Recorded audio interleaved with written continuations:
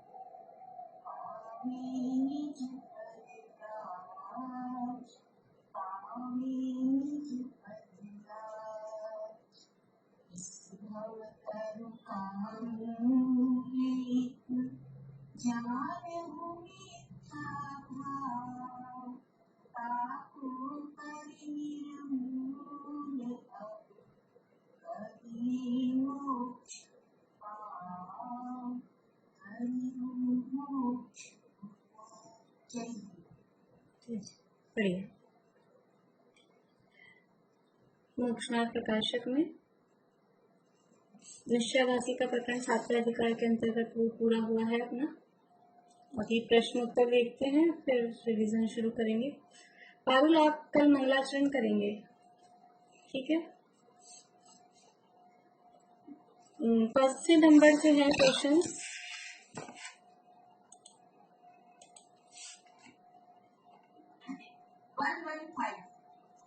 One five, ठीक है। 115 number का क्वेश्चन है और पेज नंबर आएगा अपना 209।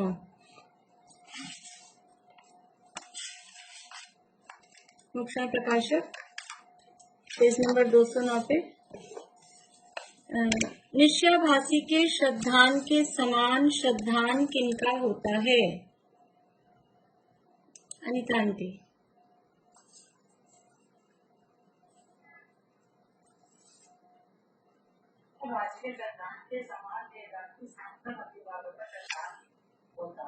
वेदांत और सांख्य मत वालों का श्रद्धान निश्चयाभासी के समान, ठीक है। निश्चयाभासी आश्रय वन संवर निर्जरा मोक्ष कैसे मानता है? बोलिए पारुल। निश्चयाभासी जीव का श्रद्धान होता है कि गुणस्थान आदि अशुभ भावों का और अपने अतिरिक्त अन्य जीवों का पुत्र आदि का चिंतन करने से आशा बंद होता है, इसलिए वे इनका चिंतन का निषेध करते हैं। ऐसा वे मानते हैं कि केवल शुद्ध आत्मा के चिंतन से संबंध निर्जर होती है, अतः केवल शुद्ध आत्मा का ही चिंतन। बस इसमें ये बताना है आश्रय वन संवर निर्जरा कैसे मानता है, तो केवल शुद्ध आत्मा का चिंतन करता है, ये बताने की जरूरत नहीं है। गुणस्थान आदि भावों का और अन्य द्रव्यों का चिंतन करने से आश्रय बंध मानता है और केवल शुद्धात्मा का चिंतन करने से संवर निर्जरा मानता है, और उसी से वहां पर मुक्त जीवों का जैसा सुख होता है मोक्ष, मतलब उसी से वो मोक्ष मानता है।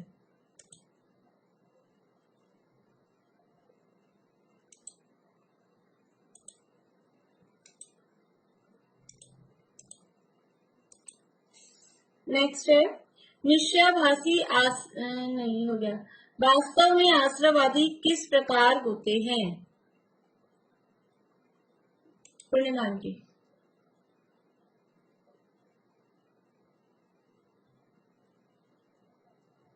वास्तव में आश्रयवादी तो रागादि भाव जहाँ हो हाँ, 117।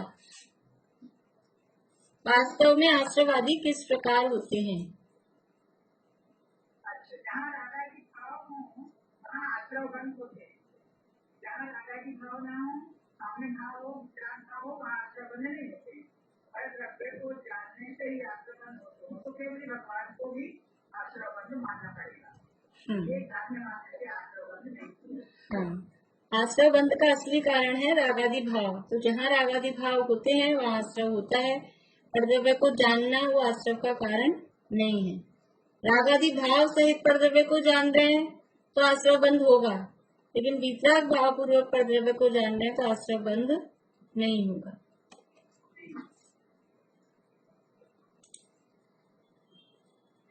वितरागी भगवान के परद्रव्य को जानने से आश्रय बंध नहीं होता, परंतु छद्मस्त के तो होगा ही ना। भगवान परद्रव्य को जानेंगे तो उनके आश्रय बंध नहीं होगा, लेकिन छद्मस्त परद्रव्य को जानेंगे तो उनके तो आश्रय बंध होगा कि नहीं होगा? निशांति। बाकी लोग भी अगर उनको आता है जवाब देना चाहते हैं तो हाथ खड़ा कर लें ऐसे। ऐसा नहीं है, क्योंकि जब मुनिराज सूत्र ध्यान में होते हैं और क्षमो द्रव्यों के द्रव्यभूत पर्यायों का चिंतन करते हैं, उस समय उन्हें अवधि मान्य पहले आदि ये पद्धतियों के जानने की विशेषता भी होती है। और चौथे अनुष्ठान में कोई अपने स्वरूप का चिंतन करता है, उसके भी आश्रयबंध अधिक है और से कम स्थान अनुष्ठान करती मुनिराज यदि आहार विहार की क्रिया कर रहे हैं, उनके गुण से निर्जरा ज्यादा है और आश्रयबंध कम हो उस छोटे अनुष्ठान की प्राप्त से। इसलिए स्वद्रव्य परद्रव्य के चिंतन से आश्रयबंध निर्जरा आदि नहीं होते हैं, बल्कि रागादि घटने से और रागादि बढ़ने से आश्रयबंध निर्जरा आदि होते हैं। इसमें बोला ये वाली बात नहीं ले, चौथे गुणस्थान वाली यानी गुण श्रेणी निर्जा वाली, क्योंकि प्रश्न में इतना ही बोला है, प्रश्न में इतना ही पूछा है कि भगवान को तो परद्रव्य की जानने से आश्रय बंद नहीं होता, लेकिन छद्मस्त को तो हो सकता है ना। ये प्रश्न में पूछा है। पेज नंबर 209 का लास्ट, 210 का स्टार्टिंग, मतलब 209 पे लास्ट में चल रहा है। तो भगवान के तो परद्रव्य को जानने से, बोली पूर्णिमा आंटी।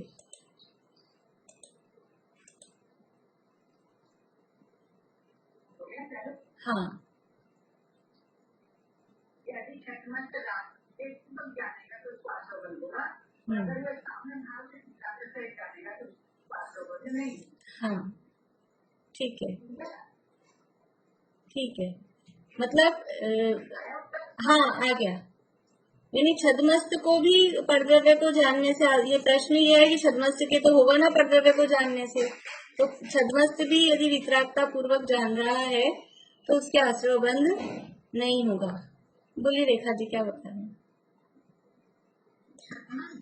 परद्रव्य को जानने का निर्देश तो नहीं है, परद्रव्य को जानने पर भी परद्रव्य ज्ञान का विषय बनने पर भी फल को जानने का अगर रस नहीं है तो बंध का कारण है। अब यहाँ बंध का कारण है, अगर परद्रव्य का चिंतन ज्ञानात्मक है तो कोई बाधा नहीं है, पर अगर रागात्मक होगा तो बंध रूप ही है। बढ़िया, ऐसा लग रहा है गुरुदेव की लैंग्वेज है जैसे, अच्छा है। और फिर ये उदाहरण हम दे सकते हैं, जैसे जो शुक्ल ध्यान में मुनिराज हैं वो छद्मस्त हैं, मुनिराज छद्मस्त हैं, शुक्ल ध्यान की अवस्था में परद्रव्य चिंतन चल रहा है, लेकिन उनके उससे आश्रय बंध नहीं है। इसी तरह से अवधि मनोपरय ज्ञान भी मुनिराजों के है, और यदि वो उसका प्रयोग भी कर रहे हैं, परद्रव्य को जान रहे हैं अवधि मनोपरय ज्ञान में, तो भी उससे उनके आश्रय बंध नहीं है, क्योंकि वो वितरागता पूर्वक उनको जानते हैं। ये प्रकट ही तब होते हैं, मन पर ज्ञान प्रकट ही उनको होता है। गृहस्थों को मन पर ज्ञान प्रकट ही नहीं होता है, क्योंकि वो राग द्वेष रहेंगे तो वो मन पर ज्ञान अगर प्रकट हो जाएगा तो भूचाल आ जाएगा। ये गृहस्थ रागी द्वेषी है, इसलिए जो वीतरागता पूर्वक जान सकता है उसी को इतना ये परद्रव्य का जानना हो सकता है। डैश से निर्जरा बंध नहीं होते, डैश से निर्जरा है और डैश से बंध है। बिला अभी बोलिए।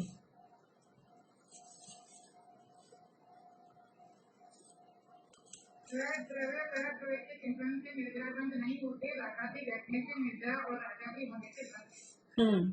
सद्रव्य परद्रव्य के चिंतन से निर्जरा बंध नहीं होते, रागादि घटने से निर्जरा है और रागादि होने से बंध है। अब यद्यपि ये प्रश्न मैंने नहीं दिया है, लेकिन रागादि घटने का क्या अर्थ है? मैं शायद एग्जाम में भी नहीं दे पाऊं ऐसा प्रश्न, लेकिन अभी तो पूछ लेती हूँ। रागादि घटने का क्या अर्थ है?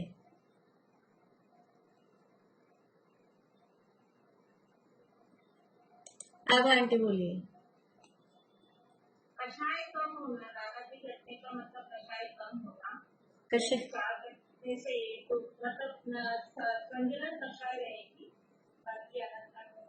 हाँ, कषाय मतलब कषाय चौकड़ी कम होना। रागादि घटना मतलब वो कषाय चौकड़ी कम हो, उसका नाम रागादि घटना है। ऐसे कभी कम कभी ज्यादा गुस्सा हो रहा है, कभी कम कभी ज्यादा मान हो रहा है, उसका नाम रागादि घटना नहीं है। बहुत बढ़िया। निर्विकल्प अनुभव दशा में नए प्रमाण निक्षेप आदि के विकल्पों का भी निषेध क्यों किया है? ज्योति जी। जो जीव इन विकल्पों में लगे रहते हैं और अभेद रूप एक आत्मा का रूप नहीं करते, उन्हें ऐसा उपदेश दिया है। वो आगे का भी आपने जो आंसर सोचा है वो आप पढ़िए। इसके आगे भी है। उन्हें ऐसा उपदेश दिया है कि यह सब विकल्प वस्तु का निश्चय करने में कारण है। वस्तु का निश्चय होने पर इनका कोई प्रयोजन नहीं रहता, इसलिए छोड़कर अभेद एक आत्मा का अनुरोध करना, इनके विचारों विकल्पों में ही फंसा रहना योग्य है। मतलब उतने में भी आता है आंसर, पूरा भी इतना भी बोले तो कोई बात नहीं है कि ये जो निर्विकल्प अनुभव दशा में फिर ये नए प्रमाण निक्षेप का निषेध क्यों किया? कि जो जीव केवल विकल्पों में ही लगे रहते हैं और अनुभव नहीं कर रहे, तो उनको कह रहे हैं कि विकल्पों का को छोड़ो और अनुभव करो। तो इसलिए अनुभव दशा में उन विकल्पों का निषेध किया है। बाकी आगे वाला पैराग्राफ भी और है कि वस्तु का निश्चय होने के बाद में ऐसा नहीं है कि ये विकल्प ये नहीं होते हों, वो तो होते हैं। आगे, वस्तु का निश्चय होने के बाद किसका जानना होता है और किस प्रकार जानना होता है?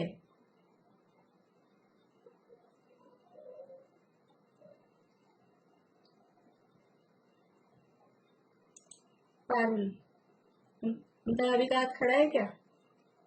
मुझे समझ नहीं आ रहा हाथ खड़ा है कि वैसे ही रखा है। चलिए अभी अगला पूछूंगी, बोलिए पारुल।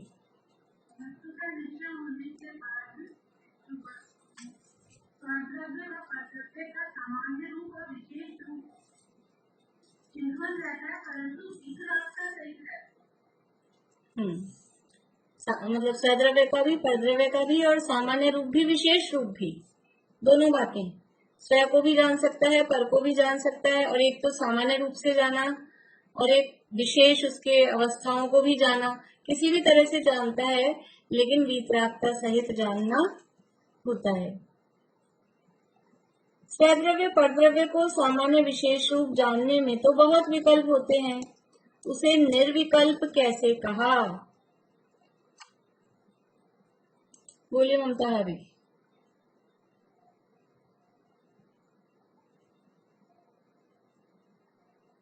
सद्रव्य तथा परद्रव्य का सामान्य रूप और विशेष रूप जानना होता है, परंतु वीतराग का सहित होता है, उसी का नाम निर्विकल्प कथा है।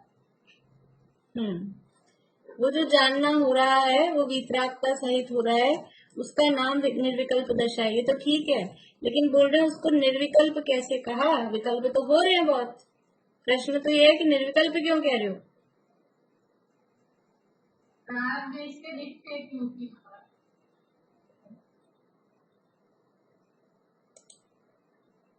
वर्षा भाभी बोलिए।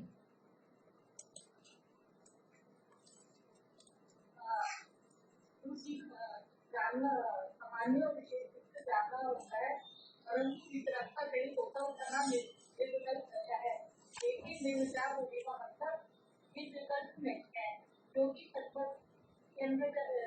तत्व उनको जानने का विचार ऐसा ही है तथा अभाव मानने के ज्ञान का अभाव होगा, तब जड़ बना हुआ तो आत्मा को होगा नहीं, इसके विचार को होगा नहीं। बढ़िया।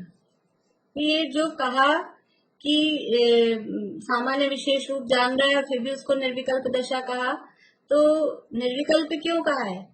कि निर्विचार होने का नाम निर्विकल्प नहीं। आप समझ रहे हो विचार ही नहीं रहेंगे, ऐसा नहीं है, लेकिन वहां पर वो वितरागता सहित है। यदि हम उसको निर्विचार ही मान लेंगे कि कोई विचार ही नहीं रहे, कुछ भी नहीं विचार रहे, तो ज्ञान का अभाव हो जाएगा, तब तो जड़ हो जाएगा। इसलिए निर्विचार होने का नाम निर्विकल्प नहीं है, इस अपेक्षा उसको निर्विकल्प कहा है। क्या निर्विकल्प दशा में एक सामान्य ही का विचार रहता है, विशेष का नहीं? अनीता आंटी।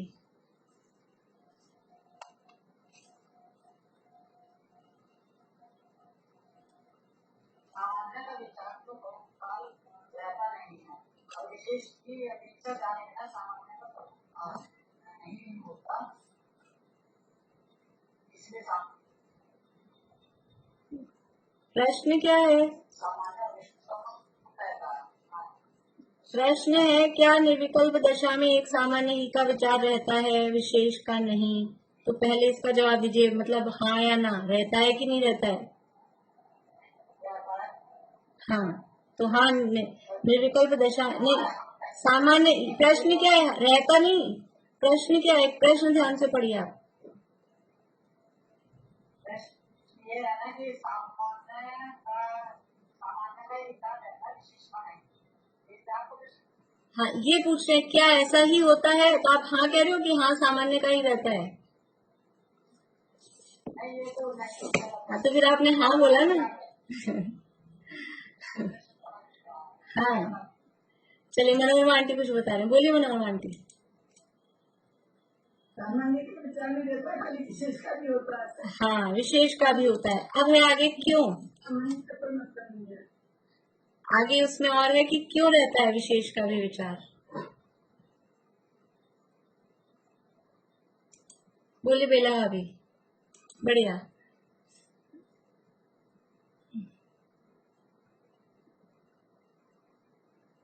विशेष का विचार तो इसलिए रहता है कि सामान्य का विचार तो बहुत समय तक रहता नहीं है, बिना विशेष के सामान्य का विचार बहुत समय तक रह नहीं सकता। हाँ, और विशेष के बिना सामान्य का स्वरूप भी अच्छी तरह से भाषित नहीं होता है। इसलिए अकेले सामान्य का ही जानना नहीं रहता है, विशेष का भी जानना होता है। और उसका कारण है, लॉजिक है कि अकेले सामान्य का जानना बहुत देर तक नहीं हो सकता है, विशेष में ही उपयोग लगेगा, विशेष ही जाना जाएगा। जैसे समझ लीजिए कि हम सामायिक में बैठे, ध्यान करने बैठे और समय दृष्टि होगी, यद्यपि चतुर्थ गुणस्थानवर्ती को रोज रोज बार बार में ऐसे आत्मा का अनुभव नहीं होता है, मतलब जो अनुभव वाली दशा है शुद्धोपयोग रूप, वो बार बार में नहीं होती है। लेकिन मान लीजिए कि वो बैठा है और उसको आत्मा का जो अनुभव है, आनंद वाली दशा, वो कितनी देर होती है, और वो बैठा है 1 घंटे, तो 1 घंटे तक क्या वो आत्मा में लीन है? 1 घंटे तक आत्मा में लीन हो जाए तो केवल ज्ञान हो जाए। 1 घंटे तक आत्मा में लीन नहीं होता है।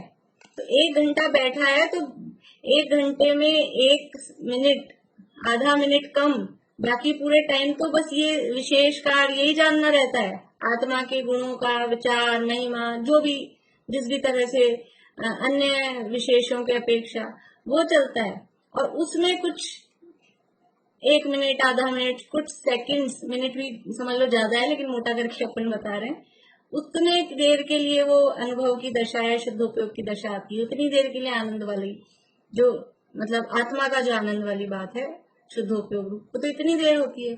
तो सामान्य के चिंतन में बहुत देर तक रहा ही नहीं जाएगा जब तक विशेष नहीं विचार करेंगे।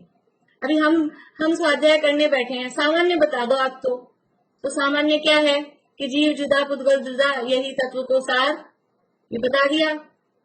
अब क्या करें, क्लास पूरी हो गई, जाओ छुट्टी। 1 घंटा क्या चलाएंगे, 1 घंटा क्या चलाएंगे, कुछ विशेष बताएंगे। और 1 घंटा नहीं, रोज रोज क्या चलाएंगे, रोज यही कहें जीव जुदा पुद्गल जुदा, खाली एक लाइन सामान्य बतानी है, तो नहीं होगा। जब तक अधिक काल तक क्या चलेगा, विशेष ही चलाना पड़ेगा।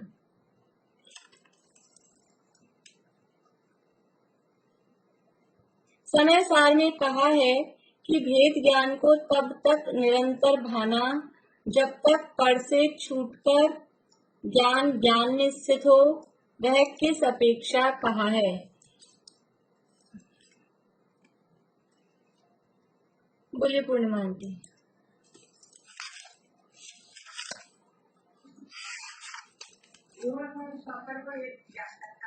बाद में जिनने जानने को वेद विज्ञान को तब तक भाना योग्य है जब तक ज्ञान फल रूप को भिन्न जानकर अपने ज्ञान से ही निश्चित न हो जाए।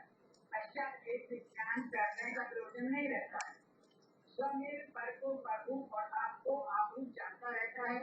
ऐसा नहीं है कि पर का जानना ही मिल जाता है।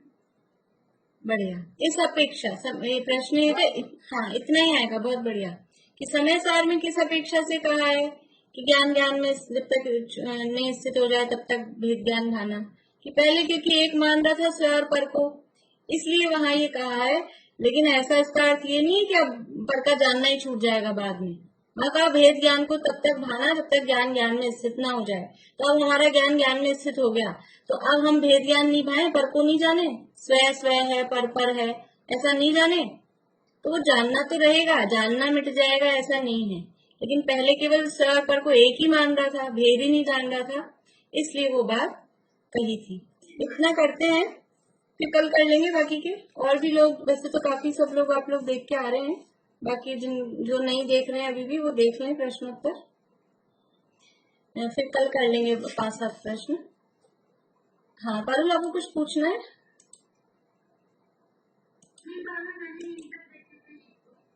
ठीक है। हाँ बोलिए भाभी।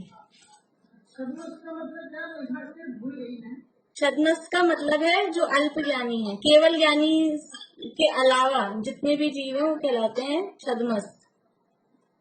और अगर मोक्ष मार्ग का प्रकरण हो तो फिर उसमें मुख्य रूप से मुनिराजों के लिए कहा जाता है, केवल ज्ञान से नीचे नीचे जो मुनिराज हैं।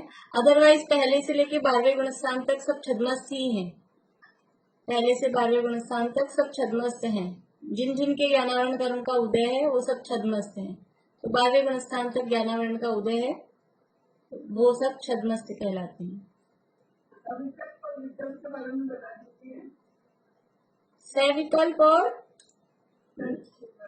निर्विकल्प, यानी यहाँ जो सविकल्प और निर्विकल्प का अर्थ किया है, बोलिए बेला भाभी।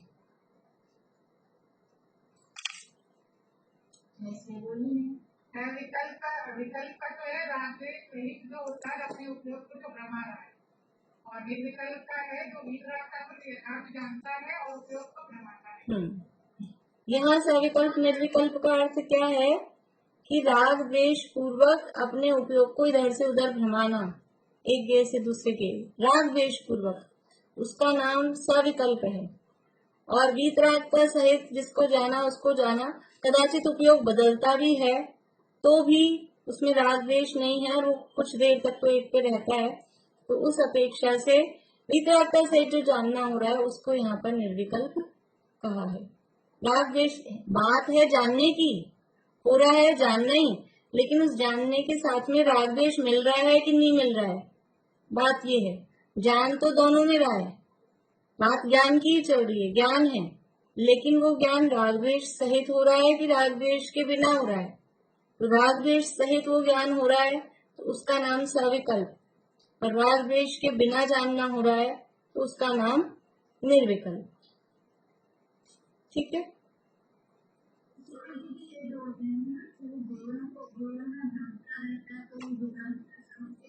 हाँ, राग द्वेष हो गए तो भ्रम है ही। राग द्वेष पूर्वक नाना एक गेय पे फिर टिके रहे नहीं, राग द्वेष है तो वो इधर से उधर भ्रमण होता ही है। तो राग द्वेष पूर्वक नाना गेयों में भ्रमण हो रहा है, वो विकल्प है। भ्रमण देखो इसमें बाद में जो कहा है ना कि अन्य गेय को बाद में जानने में उपयोग बदले भी, तो भी वो वीतरागता सहित हो रहा है, इसलिए फिर उसमें इतनी कोई वो नहीं है, क्योंकि संक्रांति होती है। शुक्ल ध्यान में भी उपयोग एक गेय से दूसरे गेय पे जाता है, तो फिर आपको वहां विकल्प हो गया, तो विकल्प नहीं है, क्योंकि वीतरागता सहित हो रहा है, वो सहज ऑटोमेटिक प्रोसेस में चल रहा है। 123 में आपने कहा कि क्या निर्विकल्प दशा में एक सामान्य का विचार रहता है, तो निर्विकल्प दशा में तो कोई भी विचार नहीं होगी ना।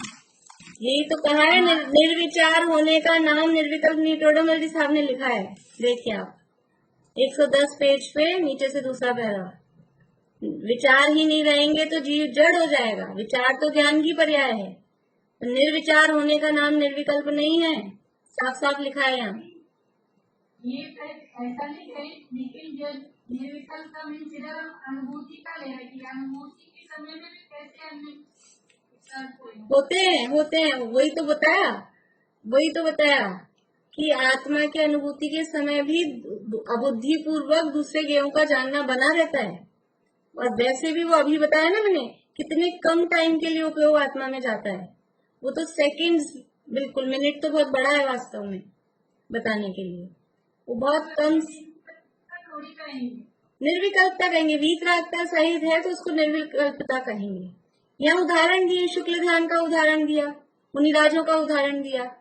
तो मुनिराज शुक्ल ध्यान की अवस्था में आप कह रहे हो कि आत्मा में इतनी देर तक लीन थोड़ी ना कंटिन्यू, आत्मा में लीनता है, लेकिन अबुद्धि पूर्वक वो चल रहे हैं, वो परद्रव्य का जानना अबुद्धि पूर्वक चलता रहता है, ऐसा नहीं है। यदि परद्रव्य का जानना बिल्कुल बंद ही हो जाए और वो इस तरह से लीन हो गए, तो फिर यानी परद्रव्य का जानना ही बंद हो जाएगा। ज्ञान का स्वभाव है सविकल्प, मतलब स्वपर का भेद करके जानना, वो परद्रव्य का जानना नहीं मिटता है। बोली बिलावरी।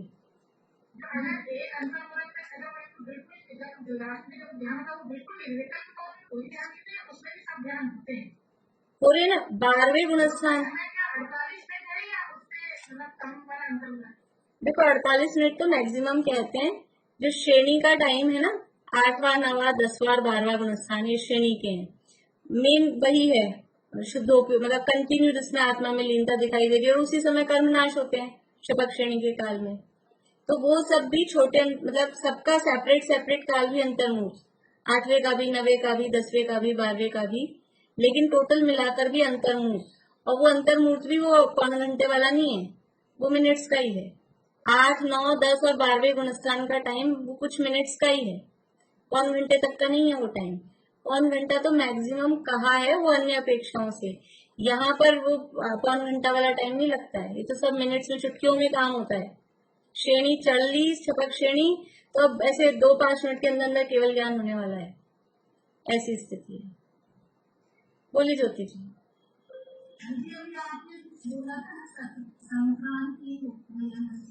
वो शुक्ल ध्यान में, शुक्ल ध्यान की जो अवस्था होती है, अपन ने तब भी चर्चा की थी, ये प्रकरण चला था जब, कि शुक्ल ध्यान के 4 भेद हैं, तत्वार्थ सूत्र के 9वें अध्याय में नाम दिए हैं। तो पृथक वितर्क विचार, एकत्व वितर्क अविचार, सूक्ष्म क्रिया प्रतिपाती और व्युपरत क्रिया निवृत्ति, ये 4 हैं। तो जो पहला है पृथक वितर्क विचार, पृथक मतलब अलग अलग पदार्थों पर, और विचार का मतलब है संक्रांति, संक्रांति का मतलब है परिवर्तित होना, उपयोग का एक गेय से दूसरी गेय पर ट्रांसफर होना। विचारो अर्थ व्यंजन योग संक्रांति, योग भी बदलते हैं, कभी मनोयोग चल रहा है, कभी वचन योग चल रहा है, कभी काय योग चल रहा है, अपने आप ही बुद्धिपूर्वक। आप ममता अभी जैसे पूछ रहे हैं, वहां शुक्ल ध्यान की अवस्था में काय योग समझ में आता है आपको? शुक्ल ध्यान की अवस्था में तो ध्यान में लीन बैठे हैं, वचन योग दिखाई दे रहा है? वचन योग दिखाई दे रहा है क्या? आत्मा में लीनता की दशा है, लेकिन योग संक्रांति है, व्यंजन संक्रांति है, अर्थ संक्रांति है। तो वो अबुद्धि पूर्वक चलते हैं, केवल ज्ञान गम्य है, जिनवाणी में कहे हैं, हमारे जिनवाणी मान्य है, केवल ज्ञान गम्य है, पकड़ में, उनको खुद को भी पकड़ में नहीं आते। वो खुद अगर ऐसा उनको ये आ जाए, मैं पहले तो पुद्गल का विचार कर रहा था, अब मैं जीव का विचार कर रहा हूँ, तो वो श्रेणी से ही छूट जाएंगे। ऐसा उनको भी विचार नहीं आता है। बोली पूर्णिमांती। कभी दृष्ट का विचार करता है, कभी बुरा हाँ विचार करता है, ऐसे संक्रांति होते हैं। हाँ, इस तरह से संक्रांति होती है। अर्थ संक्रांति द्रव्य से गुण का पे, गुण से पर्याय पे, अर्थ संक्रांति है। व्यंजन संक्रांति मतलब शब्दों में, व्यंजन अक्षर शब्द जो होते हैं उनमें बदलाव होता है, वो संक्रांति। और योग संक्रांति, मनोयोग से वचन योग, वचन योग से काय योग, ऑटोमेटिकली अपने भी ऐसे बदलते रहते हैं। अभी हमारे कौन सा योग चल रहा है, एक समय में एक योग चलता है, मेरे वचन योग चल रहा है कि ये काय योग चल रहा है, अपने को एक साथ दिखता है। और वो समय क्या होता है, हमको इकट्ठे होके एक एक समय हमको पकड़ में नहीं आता, असंख्यात समय इकट्ठे होके फिर हमको पकड़ में आता है, तो हमको लग रहा है हाथ भी हिल रहा है, मुंह से भी बोल रहे हैं और मन से विचार भी चल रहे हैं, सब एक साथ हो रहा है। एक साथ नहीं होता है। तो बारीक चीजें हैं, पकड़ में नहीं आती, छत में हमारे तो आ ही नहीं पाती हैं, और वो भी ध्यान में लीन होते हैं, उनको खुद को भी पकड़ में नहीं आती। अबुद्धि पूर्वक चलते हैं, लेकिन होते हैं, ऐसा नहीं है कि नहीं होते।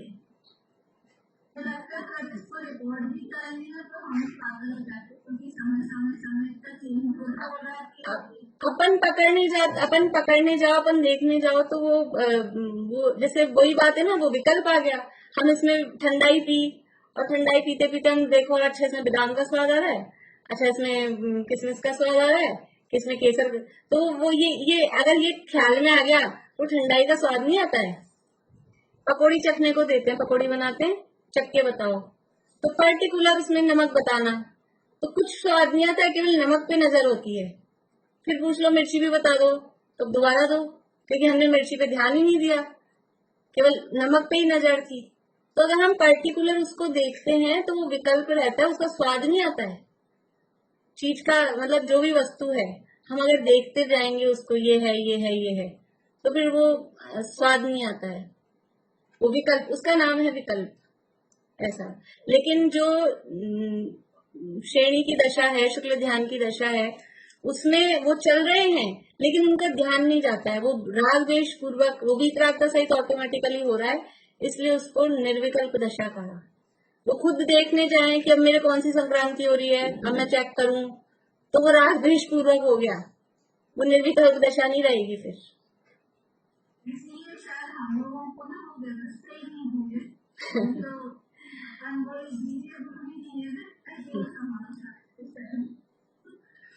मतलब व्यवस्था ही ऐसी करके, ऐसी व्यवस्था है,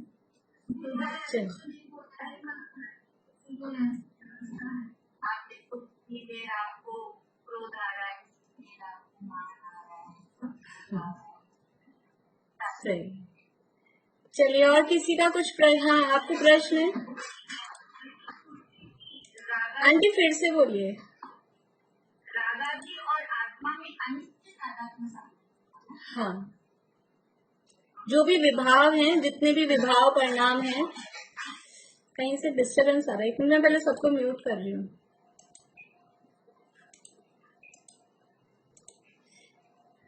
जितने भी विभाव परिणाम हैं, उन सबके साथ में अनित्य तादात्म्य संबंध। तादात्म्य मतलब हो रहे हैं आत्मा में, उसी जगह हैं, तो वो तादात्म्य है, लेकिन हमेशा नहीं रहने वाले हैं, हमेशा नहीं रहते हैं, अनित्य हैं।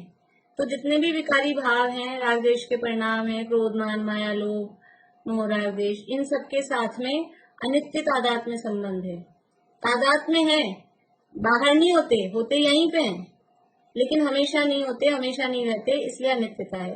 और जितने भी जीव के खुद के निर्मल पर्याय हैं, निर्मल पर्याय छोड़ो, गुण हैं, निर्मल पर्याय नहीं, जितने भी जीव के गुण हैं, स्वभाव हैं, उनके साथ में नित्य तादात्म्य संबंध। स्वभाव के साथ में, गुणों के साथ में नित्य, वो हमेशा रहते हैं। और विभाव के साथ में, और अगर पर्याय या अपेक्षा से देख रहे हैं, चाहे शुद्ध पर्याय भी हो, तो पर्याय के साथ में अनित्य तादात्म्य संबंध है, क्योंकि पर्याय एक समय की होती है, उस अपेक्षा से पर्याय के साथ में भी अनित्य तादात्म्य संबंध। और जो विभाव भाव है, विकारी भाव है, उन सबके साथ में भी अनित्य तादात्म्य संबंध। और किसी को कुछ प्रश्न हो अभी तो फिर वही कर लेते हैं, अभी तो चालू कल ही करेंगे फिर। एक क्वेश्चन ये था, तपश्चर्या करना क्लेश क्यों नहीं, इसका छोटा सा आंसर है। तपस्या करना क्लेश क्यों है? तपस्या करना क्लेश नहीं है। बोलिए, आप फिर से कुछ बोल रहे हैं। तपश्चर्या करना क्लेश क्यों नहीं है? क्यों नहीं है? हाँ, तपस्या करना क्लेश नहीं है क्योंकि वो तपस्या तो आत्मा की समझ लीजिए शुद्धि के लिए, जो जीव ज्ञानी हुआ है, जिसको ये बाहर विषय भोगों से अरुचि हुई है, तो वो सहज भाव से करता है। यहाँ पर दिया है कि ये तपस्चरण मतलब वो उल्टी परिणति होनी चाहिए, शब्द दिया है ना कि संसारी जीव है वो तप नहीं करना चाहते हैं, वो तो तप में क्लेश मानते हैं, उनको दुख रूप लगता है। और अगर ये संसारियों से कुछ अलग हुआ है, इसकी परिणति मोक्ष मार्गी हुई है, तो फिर तपस्चरण क्लेश नहीं लगता है। जो चीज ज्ञानियों को अच्छी, यानी संसारियों को जो चीज अच्छी लगती है वो ज्ञानियों को दुखदाई लगती है, और जो चीज ज्ञानियों को अच्छी लगती है वो संसारियों को दुखदाई लगती है। जैसे कई बार मैं बोलती हूँ लोगों को बाजार जाने में, शॉपिंग करने में मजा आता है, शॉपिंग करने चलो तुरंत तैयार, और अपने को क्या लगता है, शॉपिंग करना कह दो, इससे बड़ी सजा कोई नहीं है दूसरी। मैं ये नहीं कह रही हूँ अज्ञानीपन कह रही है, तो केवल अंतर, ऐसा अंतर कि किसी को वो अच्छा लगता है, किसी को ये अच्छा लगता है, जिनकी उसमें ही रुचि है विषय भोगों में, उनको वो काम अच्छा लगता है। तो ऐसे तपस्या करना क्लेश नहीं है, लेकिन वो क्लेश करना मान रहा है, वो मानता है कि इसमें तो बहुत कष्ट होता है, दुख होता है, लेकिन जो ज्ञानी है उसके सहज होता है, ऑटोमेटिकली होता है तपस्या। मोक्ष मार्गी मान करके क्लेश मान। हाँ हाँ, मोक्ष मार्गी भी मान रहा है, फिर क्लेश भी मान रहा है, तो ये दो विपरीत बातें तो संभव नहीं है। अगर तू मोक्ष मार्गी है तो तुझे क्लेश नहीं लगना चाहिए, और अगर तुझे क्लेश लग रहा है तो तू मोक्ष मार्गी नहीं है, फिर तू संसार मार्गी है। बोलिए नितांत। जैसे केवल ज्ञान पर्याय है, सिद्ध पर्याय है, वो भी अनित्य पर्याय में संबंध है। हाँ, अगर हम पर्याय एक समय की पर्याय है ना वो, तो पर्याय के साथ में अनित्य तादात्म्य में संबंधी होगा।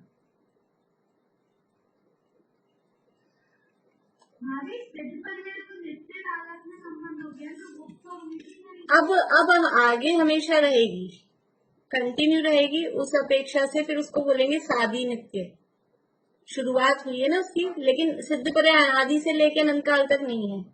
और अगर सिद्ध पर्याय सादी नित्य है, आगे अनंत काल तक रहेगी, लेकिन फिर भी वो पर्याय है, और पर्याय एक एक समय की होती है, हर समय नई नई उत्पन्न होती है। उत्पाद वय ही संयुक्ता, उत्पाद वैसे सहित है वो भी, तो पर्याय मात्र वो अनित्य तादात्म्य संबंध के अंतर्गत जाए। हाँ, केवल ज्ञान भी पर्याय रूप है।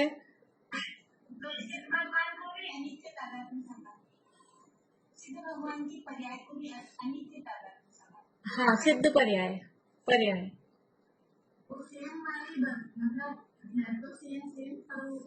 पर वो क्षणिक है ना, पर्याय क्षणिक है, इसलिए अनित्य है।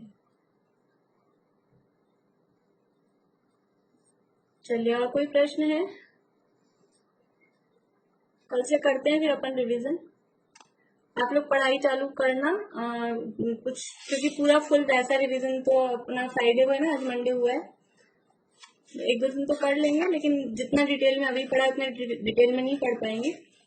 आप लोगों को ये जो जितने भी है निश्चयवासी का प्रकरण अच्छी तरह कम से कम 4 बार पढ़ना है, पूरी एक एक लाइन को पढ़ना है, क्योंकि प्रश्न उसी में से बनेंगे, तो आपको अच्छी तरह वो एक एक लाइन को पढ़ना है, ठीक है? हाँ, क्योंकि पूरा निश्चयवासी का मतलब 193 पेज से लेके 213 पेज तक, 193 से 213 तक निश्चयवासी का जो प्रकरण है पूरा रीडिंग, मतलब समझते हुए पूरी रीडिंग करनी है। उसमें जो इम्पोर्टेंट बात है खुद अपने को समझ में आता है उसको अंडरलाइन करना है। उसी तरह के क्योंकि शॉर्ट क्वेश्चन बनेंगे ना, तो इसी में से बनेंगे, अच्छी तरह से पढ़ना है, बिना रीडिंग के नहीं बैठना है एग्जाम में, पढ़ना है उसको पूरा, और यही अपना प्रयोजन है, हम उसको पढ़ लें एक बार अच्छे से। नहीं, यही वाला।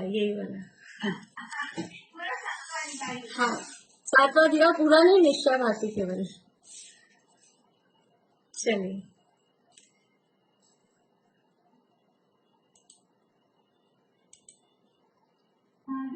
समय का और इनके पिता वगैरह दिए, ये तो नहीं याद करिए।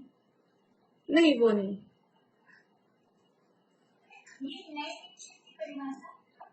नहीं वो कुछ भी नहीं है, केवल यहाँ जो प्रकरण दिया है वही आएगा एग्जाम में। हो सकता है क्वेश्चन कुछ थोड़े ज्यादा हो 50 से, लेकिन अब हो जाएंगे वो, तो कोई बात नहीं। तो क्या करें, बड़े प्रश्न तो बना नहीं पा रहे ना, तो फिर वो छोटे में बातें पूरी नहीं हो पा रही हैं। ठीक है,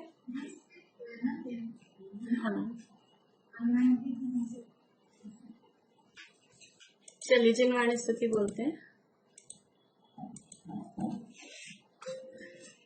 ज्योति जी आप पढ़िए।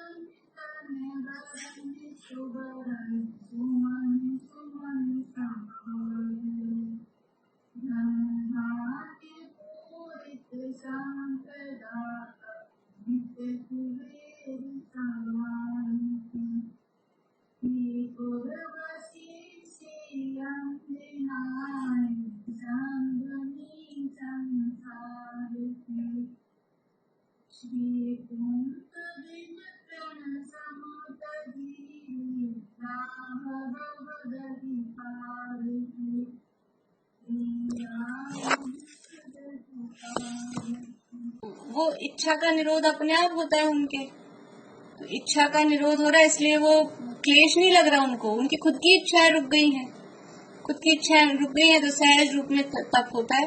और जिसकी इच्छा तो रुकी नहीं और फिर बाहर में कहो अनशन करो ये करो, तो उसको दुख लगता है, क्लेश लगता है, तकलीफ लगती है, ऐसा है।